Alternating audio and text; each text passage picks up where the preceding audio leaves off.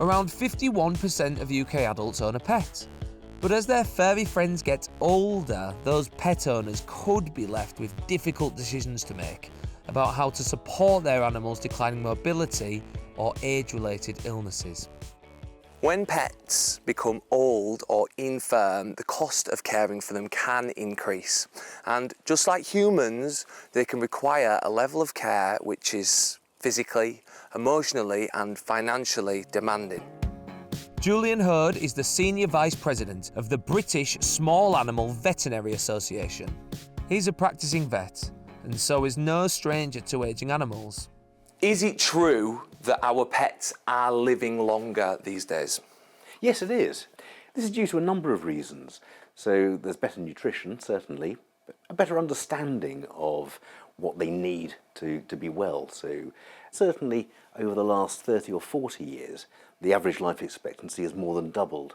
How do we assess a pet's quality of life, and what kind of challenges are these older pets facing? The challenge is really one of determining quality of life for these pets. The best way is to start with a visit to your vet, to have an examination and see what problems there may be. There may be an underlying disease, a kidney disease, a heart disease, a liver disease.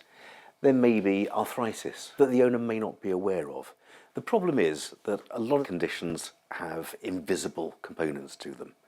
The earlier we can get a veterinary diagnosis, then the earlier some treatment can be started. For some, the cost of looking after an elderly or unwell animal can be too much, and owners feel like they have no choice but to give their pets away. Last year, the RSPCA had over 1,600 dogs in its care, the highest number on record. And when a dog becomes old or starts living with a disability, it can be even tougher to rehome them. Tim Giles is from the charity Broken Biscuits. It currently looks after 12 dogs with disabilities. This is the world's first disabled dog park. We've been operating here in Lincolnshire for a bit over 4 years, and we work with a lot of charities that have shelters and rescues, and we found that there were a lot of these dogs that were disabled in the back of the pens that weren't being chosen and weren't getting adopted, and we thought we'd do something about that. We've got the facilities where people can come with their disabled dogs, get them kitted out in wheelchairs, get examined by vets and physios, and have a bit of fun. And behind you over there, we've got the world's first disabled driving school, where the learner drivers can come, learn how to get around in their wheels, get their licence, and then they can graduate to the track here. Amazing, fantastic. Formula dog, love it. Tim and the team also help advise owners on how to look after their elderly or disabled dog as their care needs increase. We work as sort of in between pet owners and vets. So we work to try and educate both the vets in terms of what the options are in terms of mobility aids now, and then also the pet owners to actually help them through the barriers in terms of the knowledge and the kit. We'll loan out wheelchairs and provide the tools. A mobility aid can vary in cost depending on the size of your dog. A set of wheels for a small dog can cost approximately £300 to £500, whereas a set for a larger dog can cost over £900. The wheels should be fitted by an expert after discussing it with your nearest animal charity or vet. What will happen to these dogs? I mean, you know, the game plan, I'm assuming, is to rehome, right? Yeah, our mission is that we'll try and find homes for the dogs that come through, unless they have significant ongoing medical conditions, in which case it's better to have them live out their lives in the sanctuary. Mitch Stansfield from Accrington adopted her two dogs, Pippa and Trooper, from a local charity 7 years ago. Both are disabled. I had a dog, sadly, that I lost, and I couldn't really get over that. And then a year later, I decided I could do some good and adopt a dog that nobody else wanted. Yeah. And that's basically what I did with Pippa. And then 3 months later, I adopted Trouble as well. Is he trouble? Oh, he is Trouble. Yeah. Yes, he is.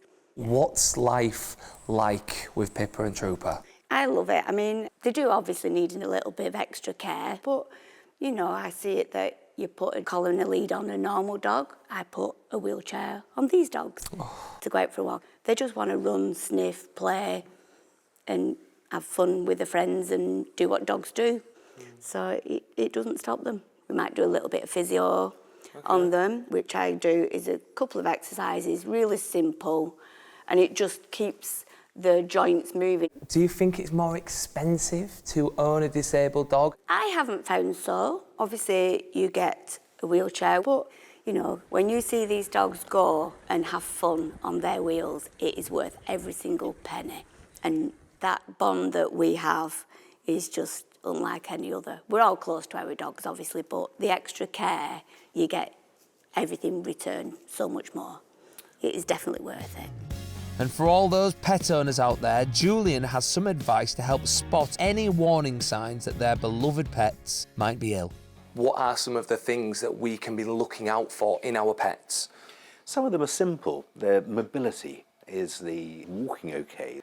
Other things are perhaps a little bit more subtle. Are they rushing to their food? Have they lost their house training? So there are quite a few things that owners can be looking at. If you could give one piece of advice to someone who has an ageing or disabled pet, what would it be? It would be to seek veterinary advice at an early stage, because the earlier we can find a problem, the greater the chance of being able to cure that problem, or at least treat it. You can search online for charities that offer help and adopt or rehome pets, or you can find support groups in your local area who can offer further advice.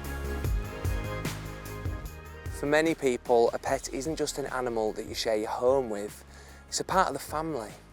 And that bond can make the hardest decisions even more emotional.